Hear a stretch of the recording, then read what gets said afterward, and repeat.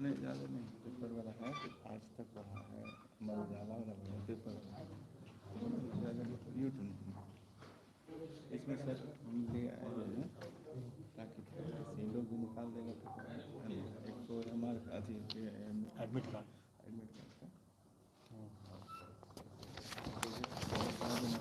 और ये वाला भी लिया ताकि भी दिखा देंगे, है ना, लोग भी रहेगा तो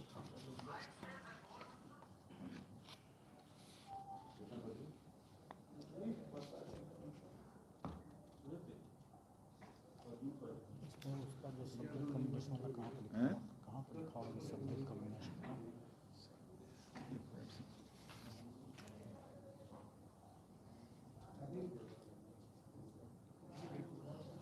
जिसमें जैसे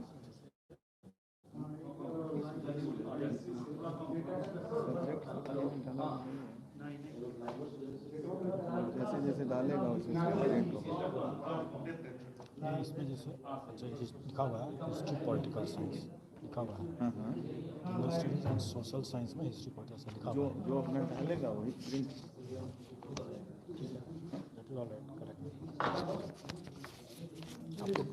ऑल सेटल्ड। हाँ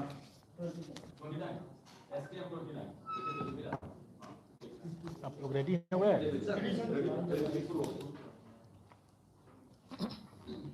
सबसे पहले तो आप सब लोगों का बहुत बहुत स्वागत है। और 2 दिन बाद TRE 2.0 होने जा रहा है, तो उसके पहले हम लोग कुछ जानकारी लोगों को दे दें, खास करके आपके माध्यम से कैंडिडेट्स को जानकारी बहुत आवश्यक है। पहली बात कि हर बार की तरह 1 घंटा पूर्व सेंटर पर एंट्री बंद हो जाएगा। तो और इस बार हम लोग एंट्री के समय बायोमेट्रिक वेरिफिकेशन ज़्यादा स्ट्रिक्टली करेंगे, क्योंकि हम लोग का ये प्रयास है कि अगर कोई भी इम्पर्सनेशन, कोई भी मुन्ना भाई अगर हैं तो परीक्षा के दौरान ही हम लोग पकड़ लें। इसलिए हम लोग एंट्री के समय में ही काफ़ी सतर्कतापूर्वक उनकी बायोमेट्रिक चेकिंग की जाएगी। उसमें ज़्यादा समय लगना स्वाभाविक है, और इसलिए हम सबसे आपके माध्यम से सभी अभ्यर्थियों से अनुरोध करेंगे कि वो लोग पर्याप्त मार्जिन रखते हुए पहले ही पहुंच जाएं सेंटर पर और अपना जगह ले लें। दूसरा कि पिछले बार कैंडिडेट्स लोगों ने कई तरह की गलतियां किया था, जैसे रोल नंबर की गलती एक बहुत प्रमुख गलती थी। कोई एक डिजिट छूट गया, कभी कोई दूसरा डिजिट छूट गया, कोई गलत लिखा गया। तो इसके कारण से जो कठिनाई हुई थी, तो इस बार लोगों ने उनके एडमिट कार्ड में, आप लोग देख सकते हैं यहाँ पर, ये एडमिट कार्ड का एक नमूना है। ये एडमिट कार्ड में ही यहाँ पर बना हुआ है, उनको अपना रोल नंबर अपना रंगने के लिए।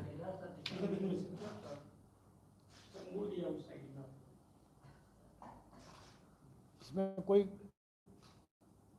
ऐसा कोई अजूबा चीज़ नहीं है जिसके लिए आपको फ़ोटो खींचने की ज़रूरत पड़े, लेकिन ये उनके लिए है कि अगर वो अपने घर पर बैठे हुए ठंडे दिमाग से, क्योंकि एग्जामिनेशन हॉल में प्रेशर में, तनाव में आकर के वो कई गलती कर देते हैं, इसलिए वो पहले ही अपना रोल नंबर लिख करके और गोला बना लें, गोला को रंग लें सही तरीके से। घर में है तो अपना जितने बार उसको करेक्शन करना अपना कर लें वो, और उसके बाद वो उसी को लेकर के आए वहाँ एग्जामिनेशन हॉल में, और फिर वो उसी गोला के हिसाब से OMR शीट में गोला बैठाएं, तो गलती नहीं होगी, चांसेस कम है गलती होने का।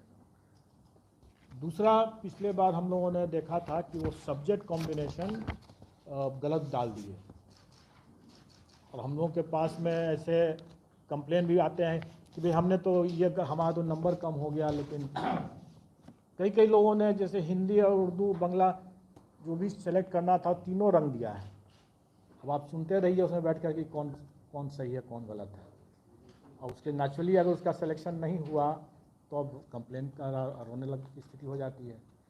तो उन सब चीज़ों को ध्यान में रख करके हम लोगों ने इस बार पहले ही साफ़ कर दिया कि हम आवेदन में जो लेंगे, जो आप ठंडे दिमाग से, क्योंकि आप आवेदन भर रहे हैं तो आप ठंडे दिमाग से अपना भर रहे हैं, जो भी सब्जेक्ट कॉम्बिनेशन चुन रहे हैं आप उसी समय चुन लें आराम से, और एग्जामिनेशन हॉल में हम कोई सब्जेक्ट कॉम्बिनेशन आपसे नहीं पूछेंगे, क्योंकि हम पूछते हैं आप गलती करते हैं फिर उसके बाद कॉम्प्लिकेशंस होता है। आपकी सहूलियत के लिए, मतलब अभ्यर्थियों की सहूलियत के लिए कि उसने क्या सब्जेक्ट कॉम्बिनेशन चुना है। वैसे तो हम लोग ने एडमिट कार्ड इतना नज़दीक है इसलिए उसको याद तो होना चाहिए कि उसने क्या चुना है, लेकिन फिर भी अगर वो भूल गया कि हमने क्या चुना था, तो यहाँ पर जैसे मैं दिखा रहा हूँ कि यहाँ पर इसका सोशल साइंस का पेपर जैसे है, तो उस नमूना है ये, वैसे रियल केस ही है लेकिन है नमूना के लिए है। हिस्ट्री एंड पॉलिटिकल साइंस, इसमें उसका कॉम्बिनेशन अंकित है। तो कहने का मतलब यह है कि अगर कोई भूल भी गया हो अगर वो कि उसको हिस्ट्री पॉलिटिकल साइंस क्या कॉम्बिनेशन चूज़ करना है, किसका आंसर देना है, क्योंकि इसके बुकलेट में हिस्ट्री का भी क्वेश्चन रहेगा, पॉलिटिकल साइंस का भी रहेगा, ज्योग्राफी का भी रहेगा और इकोनॉमिक्स का भी रहेगा, लेकिन उसको करना है हिस्ट्री एंड पॉलिटिकल साइंस के। और अगर हिस्ट्री पहले है तो पहला 40 क्वेश्चन जो होगा, मतलब मेन कॉम्बिनेशन पार्ट का, वो हिस्ट्री का करना है, और दूसरा पॉलिटिकल साइंस है तो अंतिम 40 क्वेश्चन जो होगा वो पॉलिटिकल साइंस का ही करना है उसको, क्योंकि जिस सीक्वेंस में यहाँ पर लिखा हुआ है, जिस सीक्वेंस में उसने भरा है, इसी सीक्वेंस में उसको आंसर करना है। और ये सीक्वेंस वहाँ पर दिया हुआ है जो उसने भरा है कि पार्ट ए में हम हिस्ट्री एंड पार्ट बी में हम पॉलिटिकल साइंस, तो उसको उसी हिसाब से प्रथम 40 जो है उसको हिस्ट्री, द्वितीय फिर पॉलिटिकल साइंस, इस तरह से चुनना है।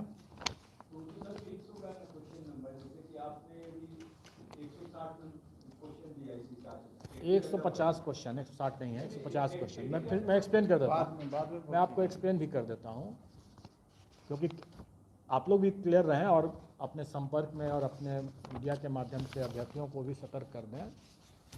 वैसे मुझे उम्मीद है कि अभ्यर्थी ज़्यादा जानते होंगे क्योंकि उन्होंने इसकी प्रैक्टिस भी किया होगा, तो इसलिए मैं मानता हूँ कि वो ज़्यादा जानते होंगे, लेकिन फिर भी आप सबकी जानकारी के लिए प्रथम 30 क्वेश्चन जो हैं किसी भी पेपर में, प्रथम 30 क्वेश्चन जो हैं वो लैंग्वेज क्वालिफाइंग के हैं,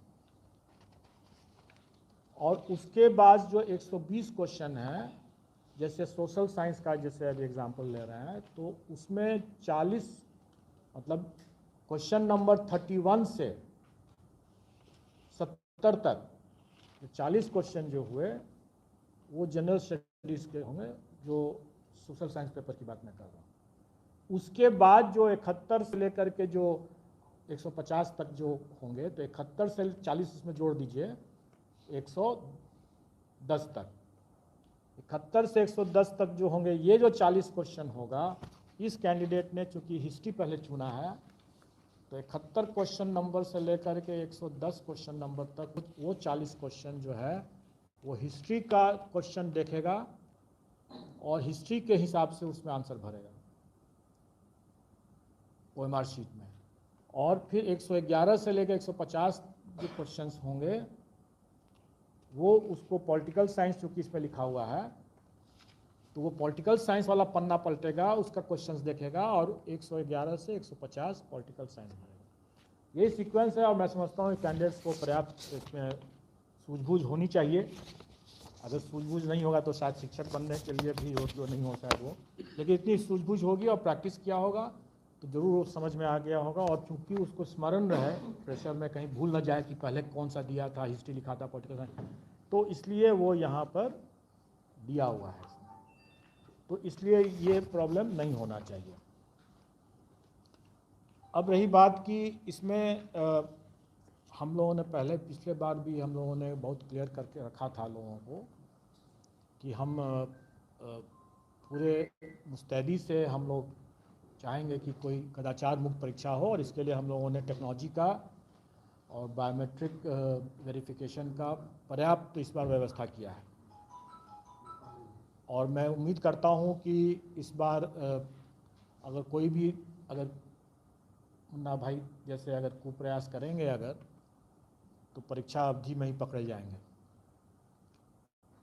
और ये भी है कि अगर कोई अभ्यर्थी जो हैं ये भी ध्यान रखेंगे कि कोई गलती न करें अपने जो बेसिक इन्फॉर्मेशन को डालने में, जैसे रोल नंबर इन्फॉर्मेशन को डालने में। हम लोगों ने सीरीज़ को, जो क्वेश्चन सीरीज़ की भी गलती करते थे, तो क्वेश्चन सीरीज़ को इस बार हम लोगों ने हटा दिया है। इसका यह मतलब नहीं है कि क्वेश्चन अलग अलग सीरीज़ के नहीं होंगे, वो क्वेश्चन अलग अलग सीरीज़ के हैं और उसके OMR में वो प्रिंटेड रहेगा पहले से, उनको नहीं प्रिंट करना होगा। लेकिन क्वेश्चन सब अलग अलग सीरीज़ के रहेंगे और रैंडमाइज भी रहेंगे, डबल रैंडमाइज रहेगा, वो सब अपनी जगह पर है ही। अगर कोई सिस्टम में अगर वो ब्रीच करने की कोशिश करेंगे, जैसे फ्लूइड लगा करके करेंगे, डिटेक्ट होने पर अगर सिस्टम अगर उसको डिटेक्ट कर लेता है तब तो उसको वहीं पर वो आउट हो जाएगा। लेकिन अगर सिस्टम नहीं डिटेक्ट करेगा तो भी हम लोग मैनुअली भी चेक करेंगे। इसलिए उनको ध्यान रखना होगा कि भाई इस तरह का कोई प्रयास ना करें। कई बार लोग फ्लूइड नहीं, जैसे आजकल जैसे फ्लूइड नहीं लेके जाते हैं, चाइनीज़ पेन लेके जाने की कोशिश करेंगे, या लेकिन आप हमारे OMR में कुछ ऐसे टेक्निक लगा हुआ है इस बार कि वैसा भी कुप्रयास न करें वो, क्योंकि पकड़े जाने पर उसकी खामियाजा बहुत ज़्यादा हो जाएगा। और हम लोगों ने नेगेटिव मार्किंग नहीं रखा है तो हम मान के चलते हैं कि थोड़ा बहुत तो वो लोग अपना अंदाज लगा ही सकते हैं। लेकिन इस तरह का कुप्रयास बिल्कुल ना करें कि नाखून से या ब्लेड से या फ्लूइड लगा करके या चाइनीज़ पेन से इरेज करने का कोशिश करेंगे, क्योंकि हम सबका मैनुअल चेकिंग करेंगे। जो सिस्टम से पकड़ लेगा तो मैनुअल चेकिंग तो होना ही है और इसमें कड़ी कार्रवाई हो जाएगी उस पर। इसलिए वो ऐसा प्रयास ना करें। और कई बार हम लोगों ने देखा है, बल्कि इस परीक्षा में तो उतना नहीं, लेकिन किसी दूसरी परीक्षा में हम लोगों ने देखा, बड़ा अफसोस भी हम लोगों को हुआ कि एक कैंडिडेट ने 8-9 क्वेश्चंस पर क्या किया कि उसको जैसे डाउट होता है कैंडिडेट्स को कोई आंसर पर, तो एक डॉट लगा दिया वहाँ पर। बाद में उसने सही आंसर दिया है, लेकिन शुरू में अगर डाउट है तो वहाँ पर डॉट लगा दिया। OMR पर डॉट न लगाएं, क्योंकि वो उस कैंडिडेट के केस में हम लोग 8 से 9 क्वेश्चंस को हम लोगों ने हटा दिया। उसका करेक्ट आंसर था, लेकिन चूंकि उसने बगल में दूसरे गोला के अंदर में भी अगर डॉट लगा के रखा था, और हमने जैसा बताया कि हम मैनुअली चेकिंग करते हैं, बहुत अफसोस है मुझे कि उस कैंडिडेट को उसके कारण से नहीं हुआ। अगर कोई संशय है तो अपने बुकलेट में लगाए ना, क्वेश्चन बुकलेट में अपना गोला लगाएं, डॉट लगा दें, बाद में आप उसको भर दें, फाइन। लेकिन अगर OMR में अगर डॉट लगा देते हैं और मेरा सिस्टम इस बार ज़्यादा तगड़ा है, अपना बुकलेट में लगाएं, बाद में लगाएं, एक ही आंसर लगाएं, एक से अधिक लगाना उनके लिए आत्मघाती हो जाएगा। इसमें सर एक छात्र ने आपसे आग्रह है कि कई जगह से कई अभ्यर्थियों ने कहा कि जो इन्विजिलेटर थे वो क्वेश्चन तक भी टिक नहीं लगाने दे रहे थे या कोई निशान नहीं, तो आप लोग क्लियर कम्युनिकेशन रखिएगा ताकि इस तरह का वो कई बार अत्यधिक हम लोग एक्टिव हो जाते हैं तो उसका भी नतीजा होगा। देखिए, ऐसे एबरेशंस जो हैं, आप इक्का दुक्का केस आप जैसे हो सकता है कि हो, उसको जनरलाइज नहीं कर सकते हैं। ऐसा किसी परीक्षा में अपने क्वेश्चन बुकलेट पर उसको रफ करना, कोई कैलकुलेशन है तो अपना कैलकुलेशन कहाँ करेगा वो? अगर कोई मैथमेटिक्स का कोई सवाल है तो कैलकुलेशन करेगा ना, किसी चीज़ पर करेगा ही, तो कहाँ करेगा वो? इसलिए वो चीज़ नहीं है, वो एक बहुत एक्सट्रीम आप एग्जाम्पल दे रहे हैं, वो ऐसा कोई जनरलाइज नहीं कर सकते हैं उस चीज़ को। और मैं इसी संबंध में मैं एक जानकारी दे दूं कि आपने तो बताया कि वो ओवर स्ट्रिक्ट हो गए, लेकिन कुछ ऐसे जगह सेंटर्स में हम लोग तो हमेशा परीक्षा लेते ही रहते हैं, उसके बाद भी कई परीक्षाएं हो चुकी हैं। और अभी आपकी जानकारी के लिए बता दूं कि एक सेंटर में जो हमारे स्टैंडर्ड प्रोटोकॉल हैं, जो हमने कई बार पूर्व के अवसरों में बताया है कि कुछ कार्य हम पर्दे के सामने करते हैं और कुछ कार्य पर्दे के पीछे करते हैं, और हमारे लिए दोनों कार्य बहुत महत्वपूर्ण है, बल्कि पर्दे के पीछे का कार्य ज़्यादा महत्वपूर्ण है। और उसमें अगर कोई हमारे स्टैंडर्ड प्रोटोकॉल को, गाइडलाइंस को अगर उल्लंघन करते हैं तो उस पर सख्त कार्रवाई होगी। और आप लोगों की जानकारी के लिए बता दें कि अभी एक सेंटर का नाम तो आपने ले लिया, लेकिन उसकी ज़रूरत नहीं है, सेंटर का नाम लेने की ज़रूरत नहीं है, वैसे सेंटर का नाम ले लिया इन्होंने। वहाँ के सेंटर सुपरिटेंडेंट के सेंटर सुपरिटेंडेंट को निलंबित कर दिया गया है। वो हमारे एक स्टैंडर्ड प्रोटोकॉल का एक माइनर उल्लंघन था। लेकिन होता क्या है कि अगर माइनर उल्लंघन ही कभी कभी बहुत मतलब आत्मघाती हो सकता है, उसी के कारण से पूरी परीक्षा प्रभावित हो सकती है। तो इसलिए हम लोग अपने इस पर्दे के पीछे के गाइडलाइंस खास करके उसमें अगर कोई एक भी माइनर चूक भी किया, और ये कैसे पकड़ा है, सेंटर सुपरिटेंडेंट ने अगर गलत किया तो वो तो अपने सेंटर में तो वो ऑल इन ऑल है, फिर भी कैसे पकड़ा गया? Very easy. पिछले बार से हम लोगों ने जो कैमरा TRE 1 से जो स्टार्ट किया कैमरा की व्यवस्था, वो आगे की सारी परीक्षाओं में कैमरा की व्यवस्था कर दिया। TRE 1 में नहीं पकड़े गए हैं, TRE 1 की बात नहीं है ये उसके बाद एक और परीक्षा हुई है, उस परीक्षा में उन्होंने लापरवाही बरता, हमारे जो स्टैंडर्ड प्रोटोकॉल हैं उस प्रोटोकॉल का उल्लंघन किया। वो छोटा परीक्षा ही था, लेकिन छोटी परीक्षा में ही अगर आप लापरवाही बरतते हैं तो ये एक बन जाता, कभी वो भर जाता है। आप ब्रेक बिना लगाए वो चले जा रहे हैं, जब तक चले जा रहे हैं तब तक चले जा रहे हैं, और एक्सीडेंट हो गया, हम तो ब्रेक ही नहीं लगाए थे, बाकी सब चीज़ तो ठीक ही चला रहे हैं, है ना। सेंटर का नाम बता देते हैं, अब क्या आदमी का नाम नहीं बताया जाएगा, वो that is not correct. Centre का नाम बता दें। Bakipur girls high school, Bakipur girls high school. तो इसलिए वहाँ मैं सभी आपके मीडिया के माध्यम से सभी सेंटर सुपरिटेंडेंट को भी आगाह करना चाहूँगा कि हम लोग इस बार और ज़ीरो टॉलरेंस पर काम करेंगे। ऐसा नहीं है कि TRE 1 में माइनर प्रोटोकॉल सही तरीके से नहीं जानकारी होने के कारण से भी हो सकता है, इग्नोरेंस से भी हो सकता है, और लापरवाही से भी हो सकता है। All is well that ends well की जो कहावत है, तो सब कुछ अगर ठीक से रहा तब तो ठीक ही रहा। लेकिन आदमी अगर कोई इंश्योरेंस कराता है तो किस लिए कराता है? और सर उस संभावना को देख कर ही कराता है ना। तो कमला नेहरू का 2 वीक्षक को हम लोग यहाँ से उसको कार्य मुक्त किए हैं, स्पष्टीकरण भी किए हैं सर। किसकी एग्जाम? हाँ इसी एग्जाम? हाँ नहीं, TRE 1 के बाद, TRE 1 के बाद मैंने कहने का मतलब है कि जो पर्यवेक्षण हम लोग कर रहे हैं, जो हम लोग लगाए हैं, ऐसा नहीं है कि मुखौटा है। मेरे कहने का मतलब उस पर हम लोग एक्शन भी ले रहे हैं। TRE 1 के भी एक सेंटर को हम लोगों ने इस बार डिलिस्ट कर दिया,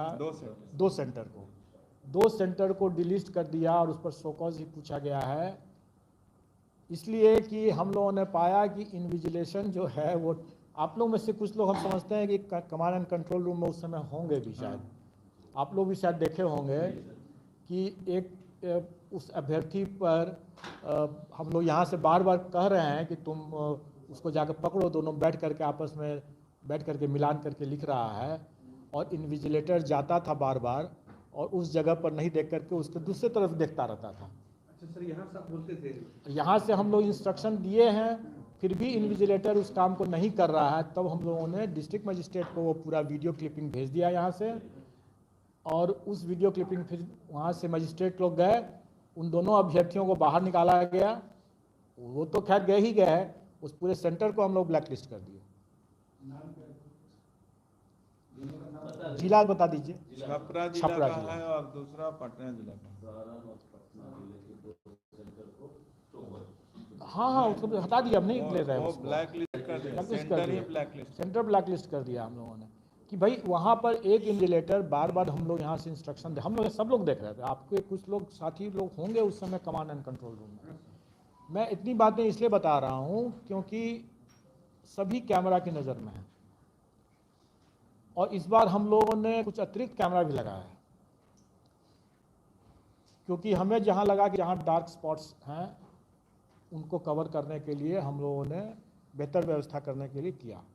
आप लोगों ने देखा होगा कि इस बार हम लोगों ने नंबर ऑफ सेंटर्स भी हम लोग, जिला भी हम लोग उसी हिसाब से थोड़ा कम किए हैं, क्योंकि मैनेजमेंट बेटर रहे, कंट्रोल रूम भी बेटर तरीके से हो सके, इसलिए नंबर ऑफ डिस्ट्रिक्ट्स भी कम किए। सर कितने जिलों में परीक्षा और किस मुकाबले इस बार? 28 जिले हैं ना, आपको दिए 28 जिले हैं, कागज 28 जिले हैं। तो इस हम लोग सेंटर 660 वो आंकड़े मिल जाएंगे, वो आंकड़े तो मिल जाएंगे एग्जैक्टली क्या अलग अलग दिन अलग अलग भी है, क्योंकि पहला दिन तो बहुत कम है, सिर्फ पटना में ही है, फिर 8 और 9 अलग अलग संख्या सबसे ज़्यादा है, फिर 14-15 कम है, तो इसीलिए वो अलग अलग दिन अलग अलग सेंटर्स हैं। मैक्सिमम हम समझते हैं 660 गया, 660 गया है। डिटेल्स ऑफ सेंटर्स बता दें हाँ, डिटेल्स ऑफ सेंटर्स जो है पटना में जो है ये अलग अलग टोटल बता दीजिए डेज वाइज। तो डेज वाइज बता दे रहे हैं। 7 नहीं टोटल सभी मिला के हमारे पास है। ग्रैंड टोटल बताते हैं, पटना में 76 है, भोजपुर में 93 है, औरंगाबाद में 38 है, और बांका में डिस्ट्रिक्ट वाइज बताएंगे। हाँ बांका में 34 है, बेगूसराय में 59 है, भागलपुर में 102 है, बक्सर में 16 है, दरभंगा में 100 है, ईस्ट चंपारण मोतिहारी में 34 है, गोपालगंज में 23 है, जहानाबाद में 29 है, कटिहार में 40 है, खगड़िया में 28 है, लखीसराय में 28 है, मधुबनी में 36 है, मुंगेर में 34 है, मुजफ्फरपुर में 169 और नालंदा में 71, नवादा में 36, पूर्णिया में 111, रोहतास में 49, सहरसा में 32, समस्तीपुर में 26, सारण में है 84, सीतामढ़ी में 29, सीवान में 41, वैशाली में 27, वेस्ट चंपारण में 29।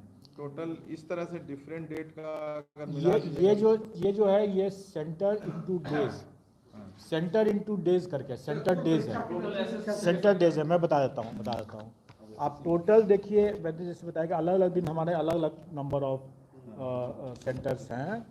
मैक्सिमम जो सेंटर्स गया है 9 तारीख को गया है वो 555 है, और 8 तारीख को 396 है। हाँ ठीक है। और ये जो अभी पहले जो ब्रेकअप जो दिया गया वो चारों जितने दिन है सभी दिन का मिला करके total number of centre into days जो हो रहे हैं वो दिया गया था। और अगर पूरे 555 जो हैं वो मैक्सिमम नंबर ऑफ सेंटर्स एक दिन हुआ है। अगर डेट वाइज नोट करना चाहते हैं तो 7 तारीख को 3 सेंटर है, पटना में ही है सिर्फ। हाँ 7 तारीख को नहीं 7 तारीख को 4 सेंटर है। सेंटर आपको डिस्क्लोज करने की जरूरत नहीं है, कैंडिडेट को ही मालूम होना चाहिए। 8 तारीख को 396 है, 9 तारीख को 555 है, 10 तारीख को 151 है, 14 तारीख को 184 है, और 15 तारीख को 184 है। टोटल सब मिला दीजिएगा तो 1474 है। 15 का 184 फिजिकल नंबर यही है। हाँ फिजिकल नंबर यही है, ये तो क्यूमुलेटिव नंबर हाँ सेंटर वाला सेलेक्ट करवा दीजिएगा। हैं आप ग्रुप कैसे डाल दीजिए? अच्छा ठीक है डाल देंगे। लेकिन उसमें समझने वाली बात है कि फिजिकल नंबर ऑफ सेंटर्स जो है वो 555 ही मैक्सिमम है। 555। एक प्रश्न ये है कि बिहार के एक मिनट सर का पूरा हो जाने दीजिए तो नहीं मैं ओवर हो गया हूँ। आप लोगों को पूछना है तो आप सर बिहार के कितने अभ्यर्थियों ने फॉर्म भरा है, और क्या ये आंकड़ा है कि राज्य भर कितने जो दूसरे राज्य के कितने अभ्यर्थियों का आया है? देखिए मैं नहीं एक मिनट ये राज्य विभाजन वाली बात मत करें आप, देश विभाजन वाली बात मत करें, वो उसका जवाब मैं नहीं दूंगा। उसका डेटा नहीं दिया जाएगा। वो ब्रेकअप अभी किया गया है, वो भी ब्रेकअप किया नहीं गया है। नियोजित टीचर का होगा ब्रेकअप होगा तो सबका निकलेगा। देखिए आप लोग के पास फुर्सत हो सकता है बहुत चीज़ पता करने का, पूछने के लिए। हमारे पास अभी हमारे हाथ बंधे हुए हैं। आपने देखा भी होगा कि अभी हम लोग और आज भी शायद एक रिजल्ट हम लोग निकालने जा रहे हैं जो काफ़ी चिर प्रतीक्षित था। लॉन्ग पेंडिंग रिजल्ट्स हम लोगों ने कितना इस बीच में निकाला। हम लोगों को जो सांस लेने का जो समय मिला उसी समय में हम लोगों ने कई रिजल्ट धड़ाधड़ निकाला है, और आज भी एक रिजल्ट निकलेगा, और कुछ इंटरव्यू भी इस बीच में हुआ। हम लोग अभी इतने विश्लेषण नहीं करते हैं, और हमें इस विश्लेषण करने की आवश्यकता भी नहीं है। और मैं तो राज्य के अंदर और राज्य के बाहर का विश्लेषण करने के सख्त विरोधी हूँ, क्योंकि देश एक है, हम लोग उसको अलग अलग विभाजित नहीं कर सकते। अच्छा सर, इससे अलग है बहुत सारे ऐसे कैंडिडेट भी हैं जिनको कि जैसे कि वो प्राइमरी में सेलेक्ट हुए या मार्किंग में सेलेक्ट हुए और उसी कैटेगरी में दोबारा एग्जाम दे रहे हैं, क्योंकि उनको अपने पसंद का का नहीं मिला, तो क्या आप उनके रिजल्ट को रोकेंगे? आपके पास में ऐसा कोई मतलब संपुष्ट करके मतलब आधिकारिक टाइप से है इंफॉर्मेशन की जनरल बात पूछ रहे हैं आप? नहीं नहीं, मैं जानता हूँ तो दैट इज हिज चॉइस। इसमें मतलब रोक नहीं, इस पर क्यों रोक लगाएंगे हम? मतलब दे सकते हैं उनका रिजल्ट। अरे किसी ने आईएएस देने के बाद भी उसने किसी ने आईपीएस जाना चाहते हैं तो जा सकते हैं, कहाँ कोई रोक है? नहीं वो सेम कैटेगरी में ही दे रहे हैं। क्या फर्क पड़ता है? जिला उनका मिला है। नहीं, वो अगर वैसा अगर एक्सट्रीम रिएक्शन वाले जो अगर वैसे हैं उनका विवेक, उनको हम लोग कोई ऐसा बंधन नहीं है, हम लोग ऐसा कोई हम लोग अभी प्रतिबंध नहीं लगा रहे हैं।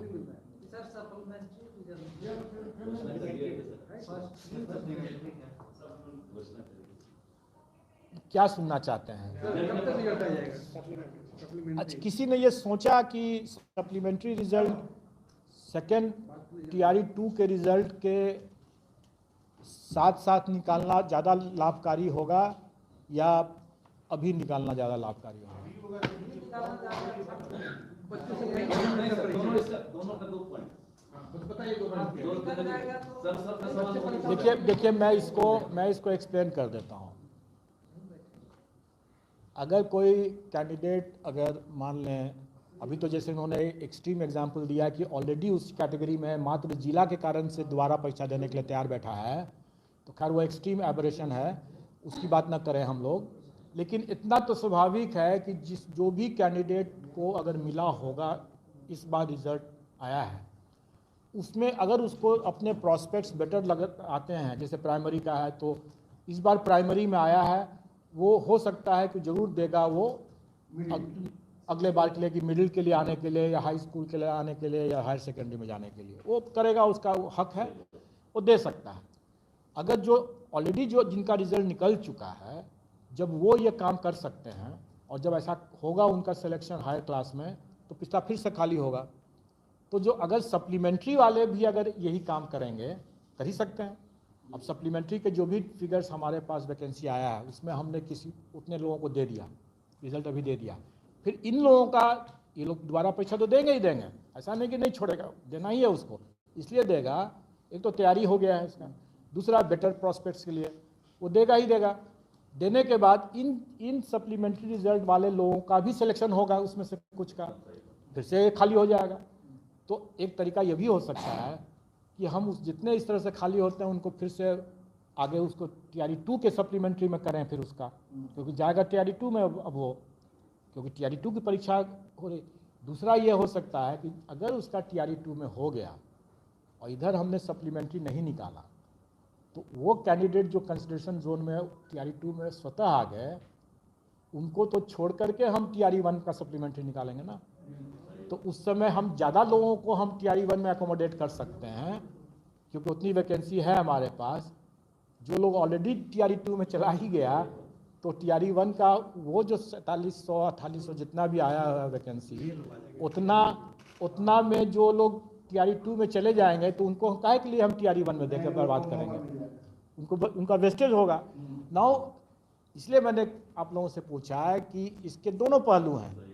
अब अभी सब लोग चिंतित हैं कि जल्दी निकालें सप्लीमेंट्री, निकाल दे सकते हैं, लेकिन अगर मान लीजिए कि उसमें से 200-300 लोगों का अगर दोबारा टीआरई 2 में अगर हो गया, तो वो 200-300 अतिरिक्त हम यहाँ दे सकते थे टीआरई 1 में हम दे सकते थे। हम तो मान गए। एक चीज़ और आप लोगों को समझना होगा और आपके माध्यम से कैंडिडेट को भी समझना होगा, हम लोगों के यहाँ वेटिंग लिस्ट का कोई प्रोविज़न नहीं है।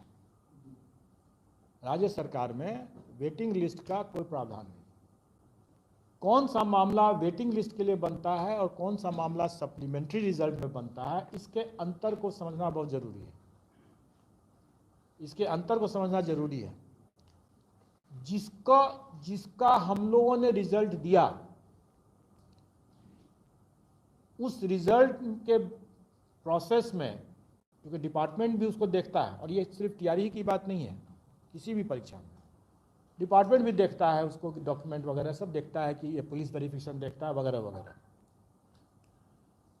अगर डिपार्टमेंट पाया कि हमारे अनुशंसित कैंडिडेट में कोई त्रुटि है, मतलब वो योग्य नहीं है, तो वो आयोग को वापस भेजता है कि इसमें पुलिस वेरिफिकेशन गलत आ गया या ये फलाना चीज़ हो गया या कोई मिस है जिसके लिए वो योग्य नज़र नहीं आते हैं, तो आयोग उनके स्थान पर सप्लीमेंट्री लिस्ट अनुशंसा भेजता है। तो जो जिनको अभी वैसे कैंडिडेट जिनको अभी कोई ऑफर लेटर नहीं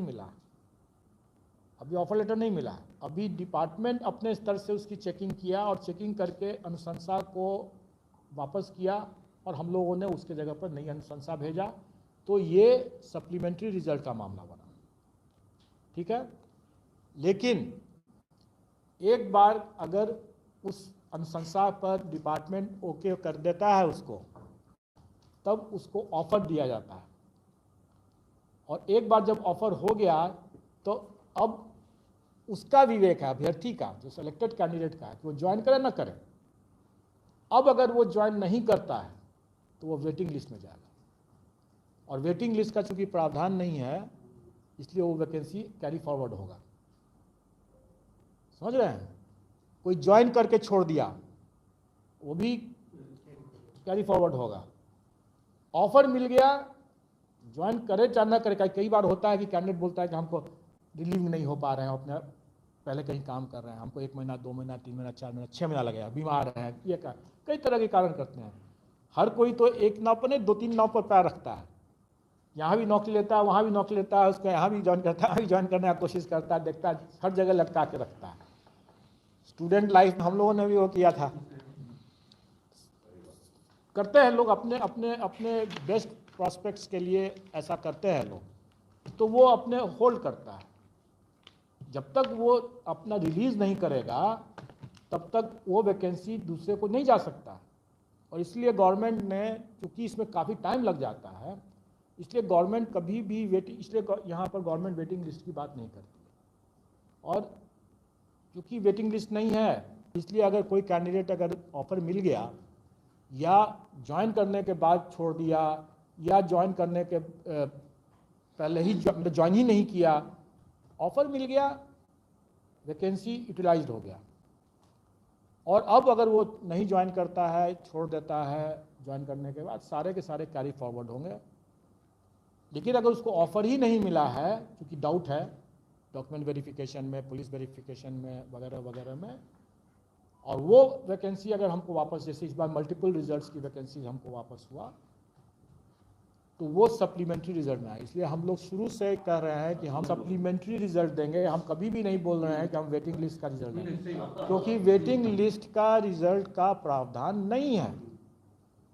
और ये तो लोगों की मांग करना है कि नियोजित को आउट करके नौकरी दीजिए, ये तो इसके लिए तो चर्चा ही करना बेकार है। ये तो गैर संवैधानिक है, असंवैधानिक है, गैर कानूनी हो जाएगा।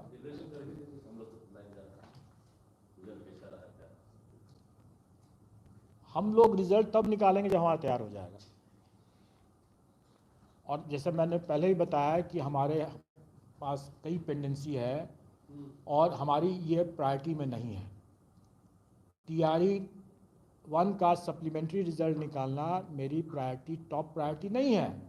इसलिए नहीं है क्योंकि हमने 1,20,000 से ज़्यादा लोगों का रिज़ल्ट दे रखा है, और उस दरमियान हमारे 68 के रिज़ल्ट पेंडिंग थे। अब तो निकल गए वैसे, 68 के रिज़ल्ट पेंडिंग थे, APO के रिज़ल्ट पेंडिंग थे, सहायक के रिज़ल्ट पेंडिंग थे, और अभी भी हमारे AAO के रिज़ल्ट पेंडिंग हैं, district art and culture officer के रिज़ल्ट पेंडिंग हैं, जो कई समय से, लंबे समय से वेट कर रहे हैं।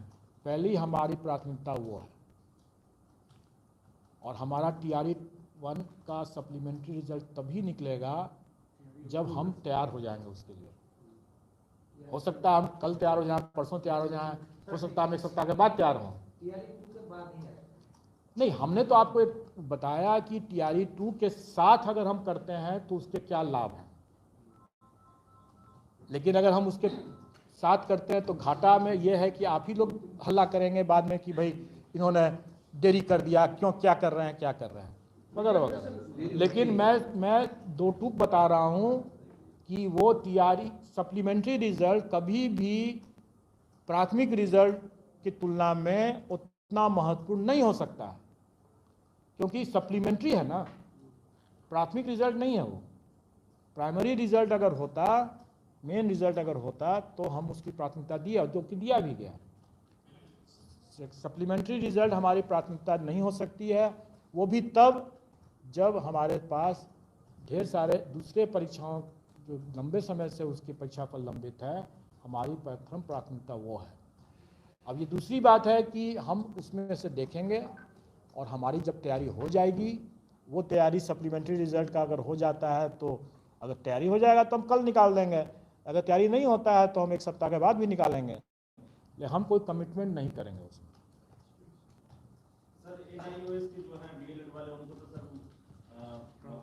देखिए, उसमें माननीय सर्वोच्च न्यायालय का जो आदेश है और एक्चुअली एनसीटी का जो गाइडलाइंस भी था,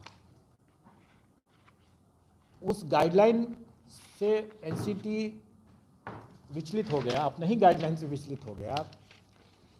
ठीक है, न्यायाधीश के आलोक में ही विचलित हुआ, जिस पर कि माननीय सर्वोच्च न्यायालय ने आश्चर्य भी व्यक्त किया। लेकिन वो प्रावधान क्या था?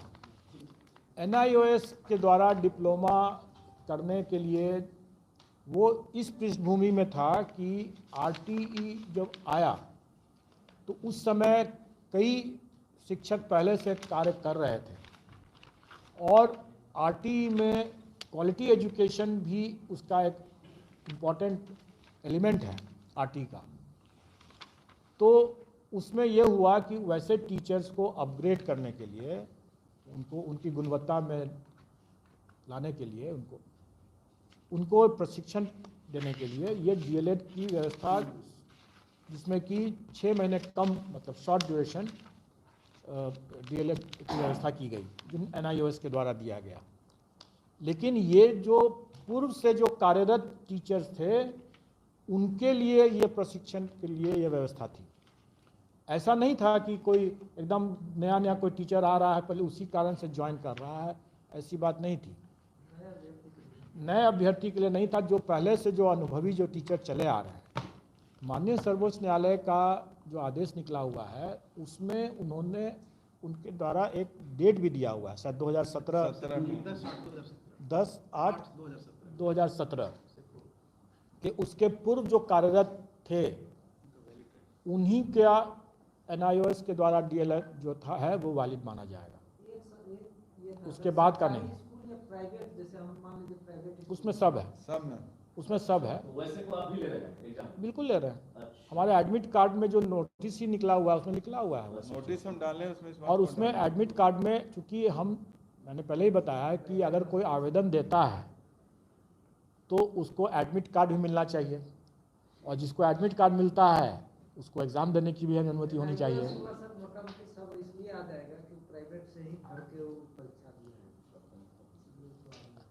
अगर कोई ऐसा फर्जीवाड़ा करते हैं तो वैसे पहले ही मैंने बताया कि बहुत से लोग फर्जीवाड़ा करके बीएड वर्सेस बीटीसी में अगर फर्जीवाड़ा करके आए हैं, आज नहीं तो कल पकड़े ही जाएंगे। फर्जीवाड़ा से देखिए, एक हमारा जो कानून की जो व्यवस्था है उसमें हम सबको निर्दोष मानते हैं जब तक कि वो निर्विवाद रूप से दोषी नहीं प्रमाणित हो जाता है। तो हम तो अभी उसको प्रथम दृष्टया हम उसको सही मानेंगे। अगर वो लिख के दे देता है, अंडरटेकिंग दे देता है, जिससे हम लोग एडमिट कार्ड में अंडरटेकिंग ले रहे हैं कि वो एनआईओएस का डीएलएड जो है उसका विधिवत रूप से है और माननीय सर्वोच्च न्यायालय के आदेश के आलोक में वो वैध है, यह अंडरटेकिंग लेने के देता है, उसके बाद ही वो उसका एडमिट कार्ड डाउनलोड होगा। अगर उसने गलत अपना अंडरटेकिंग दे दिया तो उसने गलत दिया है, और अब भी हम उस पर नहीं, उसका अभी कोई इन्वेस्टिगेशन हम नहीं अभी कर रहे हैं, अभी हम उसको अलाउ करेंगे अपेयर होने के लिए, लेकिन कालांतर में वो फंसेगा। अगर उसने गलत दिया है तो कालांतर में फंसेगा। कैसे फंसेगा सर? जैसे मान लीजिए सर, हम संत पॉल स्कूल में हम पढ़ाते नहीं है, लेकिन हम वहाँ से ले लिए कि हम पढ़ा रहे हैं और हम परीक्षा दे दिए एनआईओएस से। चोर तब तक चोर है जब तक पकड़ा जाता है, तभी वो चोर है, अदरवाइज चोर नहीं है वो। नहीं, उसका भी अगर वो प्रमाणित हो जाएगा तभी ना आप कहेंगे कि फर्जी है वो। आप अपनी आशंका से ऐसे नहीं कर सकते हैं कि वो फर्जी है। जब प्रमाणित हो जाएगा तो फर्जी है, जब प्रमाणित हो ही गया, जब प्रमाणित हो गया तो पकड़ा जाएगा वो। हाँ। सीधी सी बात है। आपके ऐसे ही कहने से कि वो गलत है नहीं हो सकता है। नया ये नया जो बिहार बोर्ड का बना है परीक्षा भवन, जिसकी क्षमता 20,000 प्लस है, उसमें आप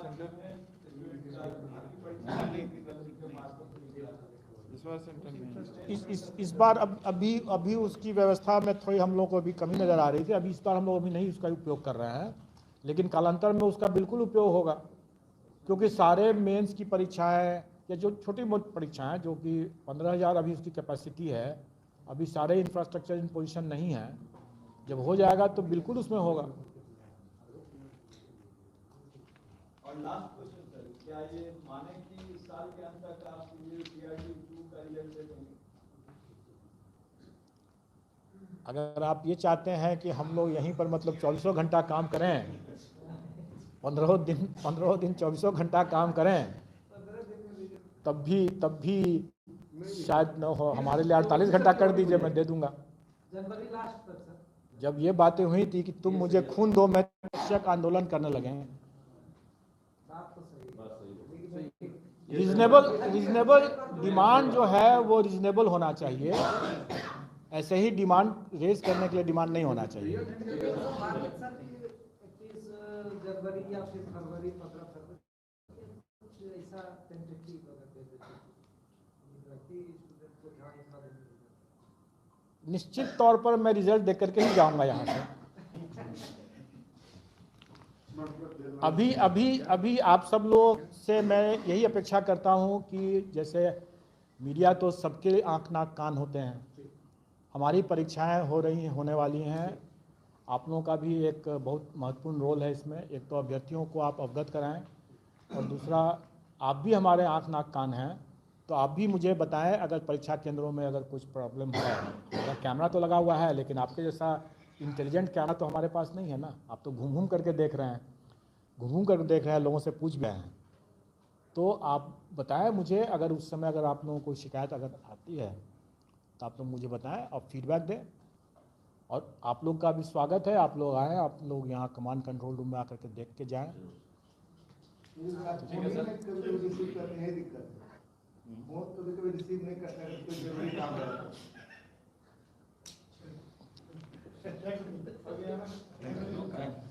धन्यवाद। बैठ जाइए सर।